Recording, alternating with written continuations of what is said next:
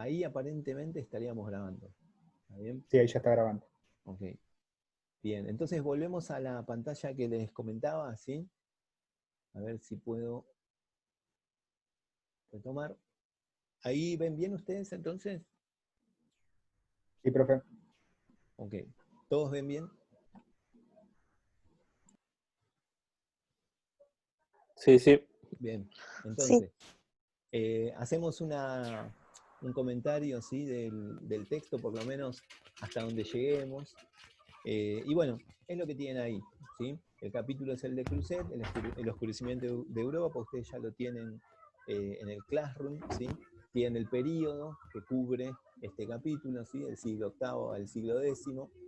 Y básicamente lo que van a ver ahí en general en el capítulo es, digamos, una descripción general de los momentos previos e inmediatamente posteriores a la formación del Imperio Carolingio, ¿sí? Y luego de su disgregación. ¿Está bien? Van a ver que buena parte del texto gira alrededor del desarrollo, ¿sí? Del Imperio Carolingio y sus características, sobre todo no digo sobre todo, pero hay mucho énfasis en el ámbito cultural y religioso. ¿Sí? ¿Hasta ahí me escuchan bien? Sí. Ok. Sí, profe. Bueno, entonces como ven ahí, ¿sí? Los siglos que cubre este capítulo son esos, ¿sí? Del siglo VIII al siglo X.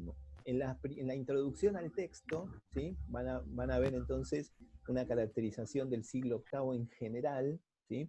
Esto ya lo hemos visto en los capítulos anteriores, ¿se acuerdan? Con Wickham, con Romero, con otro texto de Creuset, ¿sí? Hemos hablado ya de esta situación de los primeros siglos de la Edad Media. Esperen que tengo a alguien para ingresar. Ahí, creo que entró. Bien. Entonces, una caracterización general de Europa en el siglo VIII, como ven ahí, ustedes recordarán la presencia del Islam, ¿se acuerdan? En la península ibérica y además en un proceso expansivo. Según Creuset, aparece este concepto del cristianismo deformado por supersticiones.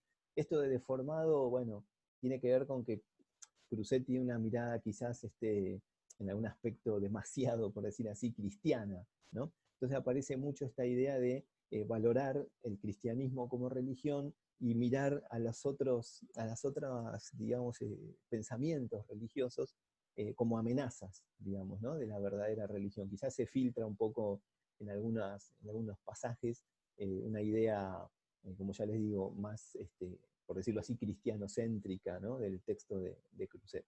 Por eso habla de estas ideas de la supervivencia del paganismo como si fuese, digamos, un signo de decadencia, ¿comprenden? Más adelante también en otras partes del texto también tiene algunos de estos tipos de adjetivos con respecto a los campesinos, por ejemplo, ¿no? Pero bueno, si hacemos las salvedades, el texto, por supuesto, lo podemos utilizar.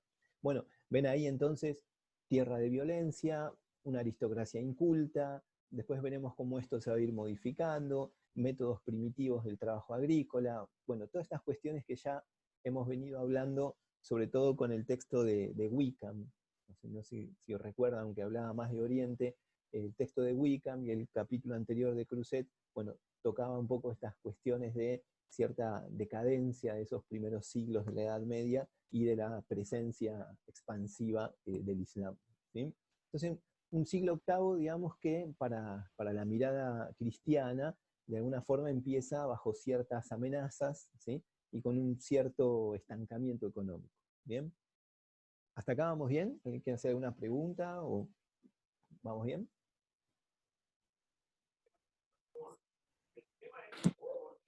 Sí, profe. Ok, perdón que yo... Entonces, bien, el otro concepto que van a ver también desarrollado antes de este proceso de unificación del Imperio Carolingio tiene que ver con la fragmentación política, ¿sí? No tenemos grandes estados en este siglo VIII, ¿sí? Que en general es una característica propia, ¿no? de este periodo medieval, ¿no? La inexistencia de grandes estados territoriales. Y menciona algunos ejemplos, ¿no? En Inglaterra, diversos y pequeños, diríamos, reinos enfrentados, aunque son más bien como aristocracias, ¿no? En Francia lo mismo, ¿sí? En la Lombardía, quizás hay, en Lombardía, en el norte de Italia, ¿no? Hay ciudades que son muy prósperas en términos económicos y comerciales, pero por ese mismo motivo son difíciles de unificar, o sea, cada una tiene sus intereses particulares. Y por otro lado el papado, ¿sí?, que está bajo la influencia de Oriente, tanto a nivel religioso como político, ¿no?, en el sentido de la influencia del emperador, ¿sí? Eso digo en líneas generales. Como van a ver ahí también, en esta lectura quizás un poco, como le digo, en un aspecto cristiano, ¿no?, de Creuset, el autor encuentra que en ese siglo, en esos inicios del siglo VIII, hay como ciertas amenazas para la cristiandad, diríamos la cristiandad europea, ¿sí? Por el norte menciona la existencia de bandas, ¿sí?, diríamos hoy de saqueadores de origen, pero además con una religión de tipo pagana. Menciona a los ávaros por el este amenazando el norte de Italia, y en el sur una cultura que ya hemos mencionado, el Islam, que sobre todo está ahí al borde, digamos, de traspasar los Pirineos, ¿sí? Ahora, en todo ese contexto de estancamiento económico, de cierta presencia de amenazas, entre comillas, diríamos, ¿no? Es decir, si uno lo mira en un sentido más relativo, se va a motorizar, se va a traccionar como dice el texto, una reagrupación de las fuerzas occidentales, ¿no? Por un lado, la aristocracia franca, los sabios misioneros de Inglaterra y el papado, ¿sí? Estos tres elementos, los aristócratas de la región, de lo que después más adelante aparece como la Galia, ¿sí?, lo que hoy sería Francia, esa aristocracia franca, que se encontraba dividida, de a poco se va a ir unificando, eso lo vamos a ver a continuación, bajo, digamos, la influencia intelectual de sabios, dice el autor, provenientes de Inglaterra, y con una, digamos, alianza estratégica con el papado, ¿no?, donde tanto los francos como los diversos papas, bueno, van a encontrar cierta conveniencia, digamos, en ayudarse mutuamente, ¿sí? Entonces ahora lo que tenemos que pensar en el texto, sobre todo, es que va a girar alrededor de lo que hoy llamaríamos el centro de Europa, pero básicamente el territorio de lo que hoy sería Francia, ¿está bien? Lo que sigue del texto no habla de Europa en general, salvo hacia el final, en las últimas páginas, ¿sí?, sino más bien va a desarrollar cómo se fue desarrollando y con qué características el imperio carolingio, ¿sí?, que va a, digamos, a superar esa etapa previa que hemos mencionado con el texto de Creuset, que era la etapa de los merovingios, ¿sí?, y la formación de una nueva, de una nueva estructura estatal que va a girar alrededor de los francos, ¿sí? Acá ustedes van a ver a continuación, en el texto, y acá bueno, yo hice un punteo solamente de algunos aspectos, aparecen mencionados, bueno, ciertos personajes, ¿sí?, que van a empezar a unificar a las aristocracias y a darle una estructura más estable al Estado, ¿sí? En principio aparece mencionado Carlos Martel, y ahí entre paréntesis aparece una región, porque la región de los francos estaba, el reino de los francos, perdón, estaba dividido en distintas regiones, por eso aparece ese concepto de Austrasia. Aparece entonces Carlos Martel como el gran salvador de los cristianos, ¿no? Digo, por el hecho de que en el 732 logra detener el avance de los musulmanes que habían traspasado los Pirineos, ¿sí? Recuerdan, los Pirineos es esa pequeña, bueno, comparando con las nuestras, ¿no?, una pequeña cadena montañosa que separa lo que sería la península ibérica del sur de Francia, digamos, ¿no? Entonces Carlos Martel va a quedar, digamos, en la imagen general como el salvador de la cristiandad, ¿no? Se va a transformar como en un hombre fuerte, por decirlo así, dentro de la mirada de los francos, ¿sí? Y va a empezar cierto proceso de apropiación de los bienes de la iglesia. Después vamos a ver cómo este proceso de aproximarse a la iglesia, al principio apropiándose de sus bienes, luego se va a transformar en una alianza política, ¿sí? Bueno, lo ven a continuación a Pipino en el 747, ya establece un vínculo, diríamos, más institucional con el papado. El ejemplo que tenemos a continuación es el del 751, ¿no? Es elegido rey de los francos, ¿sí? Pero además el Papa, Bonifacio, lo va, como dice el texto, lo unge como monarca sagrado, ¿no? Es decir, aparece esta idea de vincular el aspecto religioso con el aspecto político, ¿sí? Vamos a ver que ahí hay intereses mutuos, eso está más desarrollado en el texto.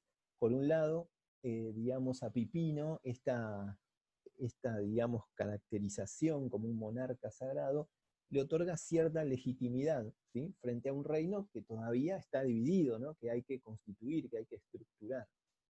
Y por otro lado, a Bonifacio, digamos, la alianza con los francos es conveniente también como una forma de desembarazarse de la presión de los bizantinos y de los diversos emperadores bizantinos, ¿sí? Obviamente, en este proceso, uno de los protagonistas más destacados va a ser el Carlomagno, ¿no? Carlomagno, cuando asuma, digamos, la dirección del reino, va a conquistar las regiones que aparecen ahí en la pantalla, digo, Lombardía, ¿sí? La Germania cristiana o cristianizada, va a pacificar el este, va a rechazar el Islam, y va a consolidar lo que se conoce como la marca hispánica, ¿sí? La marca hispánica sería ese territorio fronterizo entre Francia y España, ¿sí? Lo que hoy sería Barcelona, supongamos, ¿sí?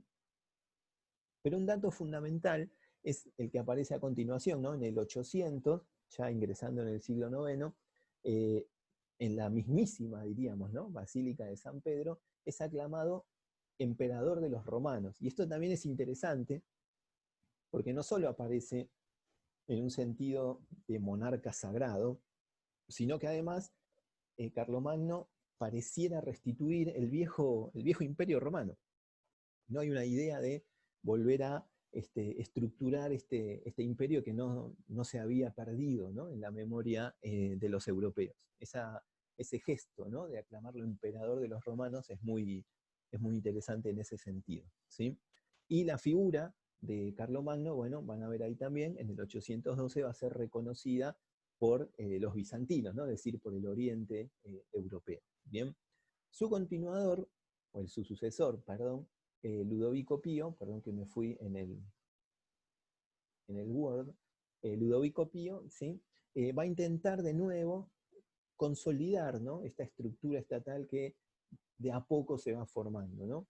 Y una cuestión tiene que ver en el 817, es un año importante, incluso en términos religiosos también, porque, bueno, intenta poner fin a esta tradición de dividir el reino entre los herederos del monarca. ¿Se acuerdan que esta tradición venía de los merovingios, ¿no? Es decir, el monarca, cuando fallecía y, bueno, comenzaba ese proceso de sucesión, dividía entre sus diversos hijos los territorios, ¿no? Y eso, obviamente, atentaba contra la unidad del reino. Bueno, Ludovico Pío va a intentar poner fin a esa división, y si bien después vamos a ver que el imperio se va a terminar desestructurando, ese intento, al menos, va a reactualizar cierta idea de lo que significa un Estado, ¿cierto? En el 824, ¿sí? Este proceso, digamos, de centralización política, de estructuración de un Estado, bueno, podemos ver un ejemplo ahí interesante, ¿no? Es decir, Ludovico Pío se otorga a sí mismo, digamos, ¿no? El derecho de administrar el papado, pero además de elegir al papa, ¿no? Entonces esa alianza, que era estratégica y que estaba asentada en intereses mutuos, bueno, ahora la vamos a ver más bien volcada hacia el aspecto político, digamos, ¿no? Hacia el costado más político-militar, ¿bien? Hasta ahí, digamos, tenemos una primera explicación, un primer desarrollo fáctico temporal, con un punteo simplemente de las distintas etapas o de los distintos procesos que van configurando, que van unificando este reino de los francos hasta formar el denominado Imperio Carolingio, ¿sí? En términos generales, la conclusión a la que llega el autor, por eso ahí se la subrayé, es esa que ven ahí, ¿no? Digamos, en términos generales, ¿se acuerdan del primer párrafo que comentamos recién?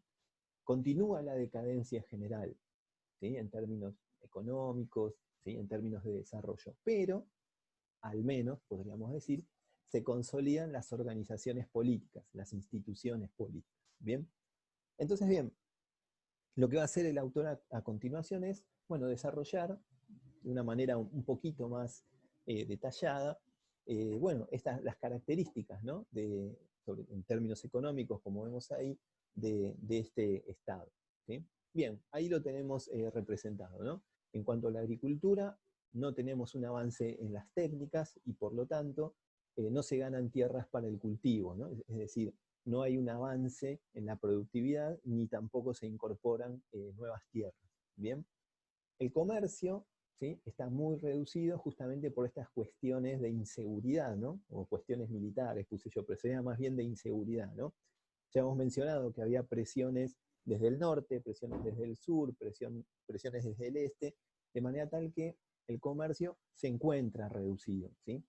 Hay una mención a productos de importación, productos orientales, pero básicamente son productos que consume la élite, ¿no? Hoy diríamos, no sé, la clase dirigente, la aristocracia, ¿sí?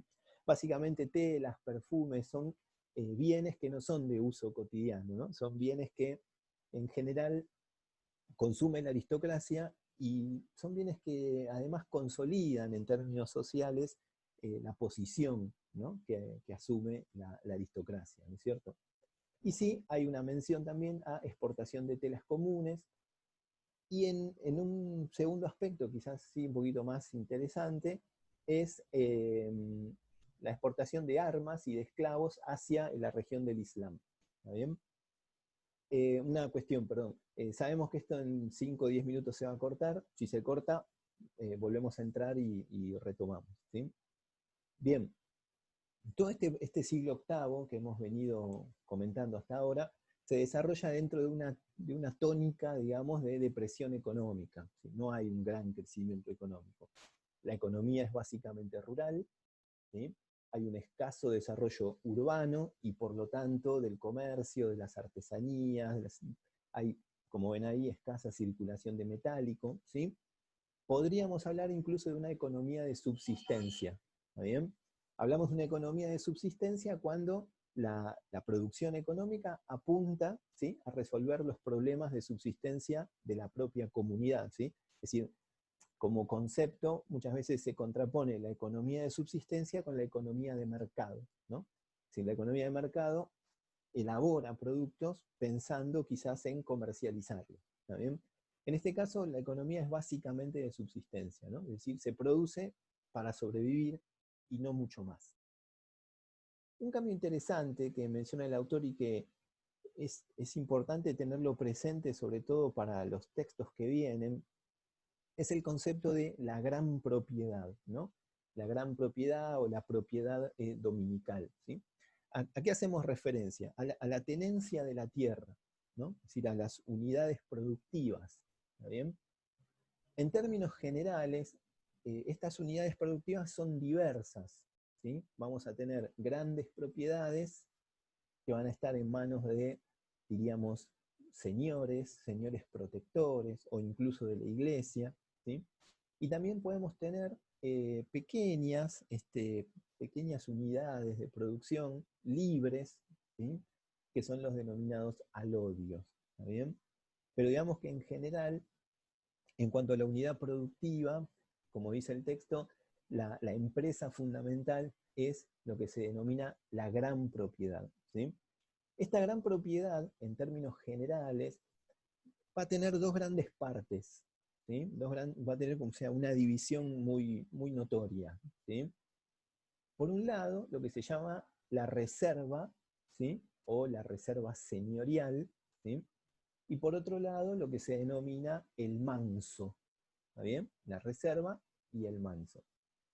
La reserva señorial, o la reserva, digamos, es la parte explotada directamente por el dueño de la tierra, ¿sí? Que puede ser ya sea una autoridad eclesiástica o puede ser un protector o un señor con mayúscula, ¿sí?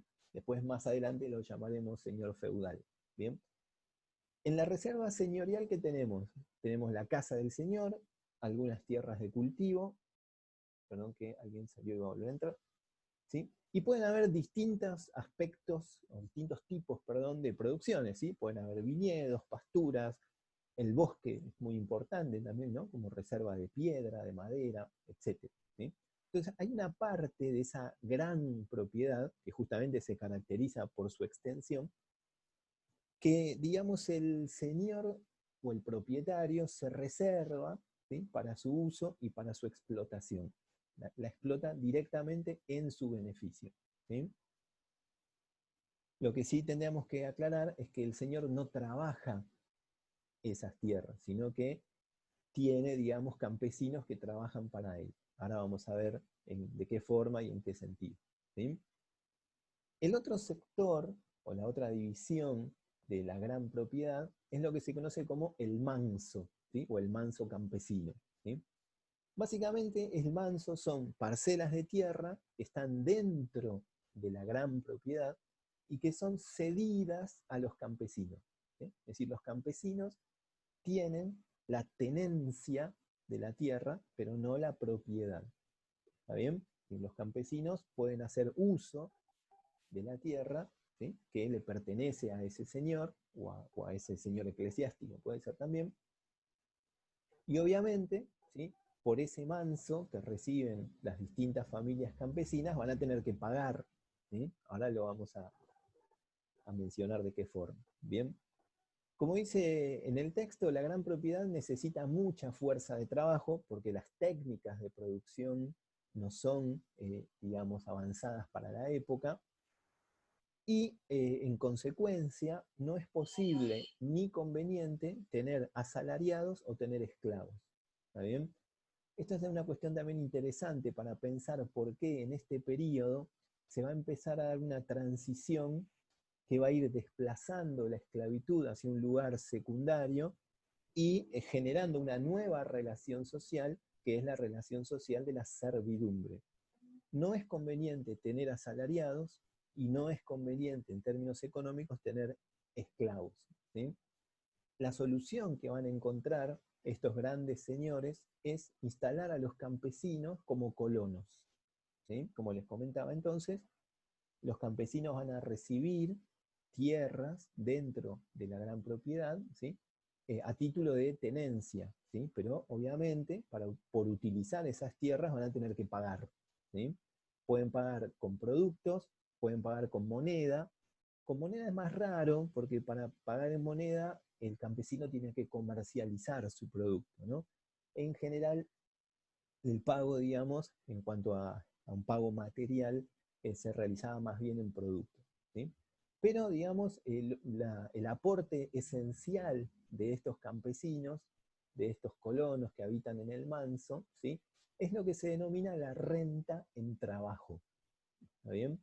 Los campesinos tienen que pagar, por decir así, esa ocupación que hacen del manso, trabajando en la reserva señorial, ¿sí? Tienen que pagar con horas de trabajo, perdón que tengo otra persona para entrar, tienen que pagar con horas de trabajo, ¿sí? La ocupación del manso, ¿sí?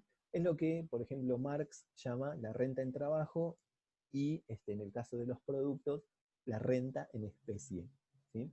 En este caso, la renta en trabajo es más importante que la renta en especie, ¿sí? Entonces, como les decía hace unos minutos, el propietario de esa gran propiedad explota su reserva, pero no la trabaja directamente, sino que son los campesinos que ocupan el manso los que van a trabajar en la reserva señorial, por una determinada cantidad de tiempo que es variable. Lo importante es que ese gran propietario siempre tiene disponibles campesinos para trabajar en su reserva, para trabajar en sus cultivos, en sus viñedos, etc. ¿Sí?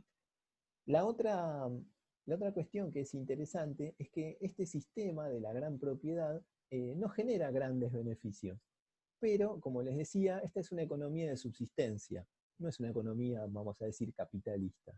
El propietario de esta gran propiedad no pretende mucho más que una subsistencia más o menos, diríamos así, acomodada, ¿está bien?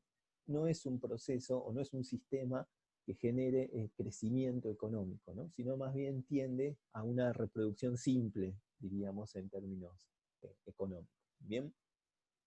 Como consecuencia de este sistema, entonces, ya hemos comentado, hay un retroceso en la cantidad de esclavos, hay un retroceso de la esclavitud, ¿sí?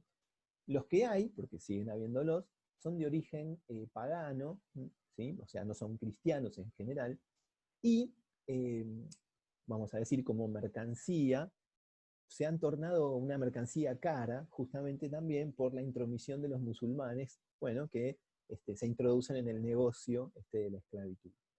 Lo que va a terminar ocurriendo con muchos de estos esclavos es que van a terminar siendo instalados como colonos.